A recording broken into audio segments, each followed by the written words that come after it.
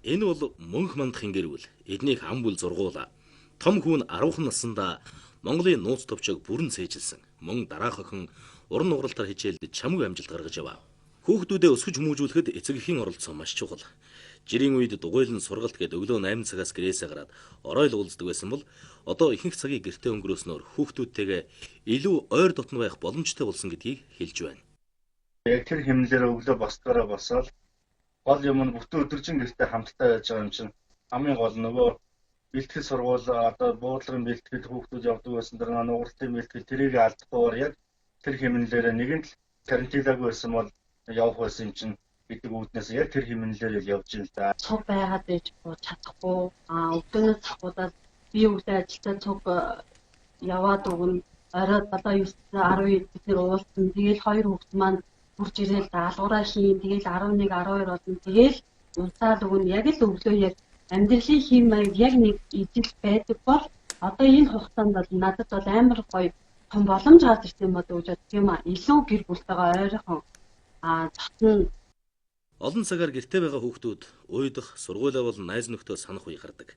Энэ үед багш найз нөхдийн орлох хүн байх хэрэгтэй гэдгийг ээж солон гонцолж байсан юм. Энэ ажлын хажуугаар өдөртөө тогтмол дасгал хөдөлгөөн хийдэг байна. Хоорондоо хүүхдүүдтэйгээ нөгөө ярьж амждаггүй байсан сэдвүүдийг ярилцж байна.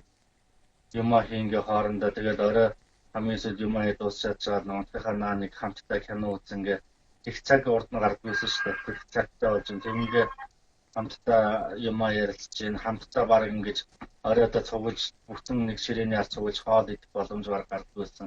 Тийм боломж гарч байна. Тэргээр хараад тэр бүл дотроо энэ гадуур нийгмийн айхтрын вирусыг бодохгүйгээр энд гэр бүл дотор одоо минь даал шаргалтай сайхан мөчд байна. Мэдээж нөгөө талаас бол эдийн засаг масыг нөгөө талаас битүү хүртэл аль аль нь хүн болгонд хэцүү хүнд цаг байгаа.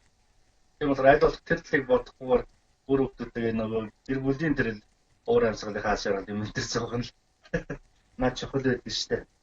Өглөө 8 гэж бослоо тайгаа уулаа миний хоёр бэлтгэлээ хийн өргөжлүүлээд нөгөө нэг дахин захимаар оролцож байгаа нь дахин хичээлийнхаа юу хэрэглэн тэгээ бид нар чинь бас зүгээр авахгүй хоёр ч манай нөхөр хоёр хүүхдүүд таад хэрэгтэй хоёулаа яаж зүгээр авах уу гэж бодоод юу яадаг дэлгэцээрээ нөгөө нэг тасгал хөдөлгөөн хийдэг тоглоом хаяа тоглоно тэгээд хоорондоо онцлог таалцах юм уу шагаагаар тоглох юм уу аль болох одоо уйдахгүй энэ хүүхдүүдийг энэ гихт одоо бид нэр ингээд хоригдсон шүү бид нэр ингээд хорионд орсон шүү гэж бодлын төрүүлэхгүйгээр өдөр тутамдаа юу хийж ийсэн бүх зүйлийг хөгжилтөөгөр явуулдаг амар хэцээдэг.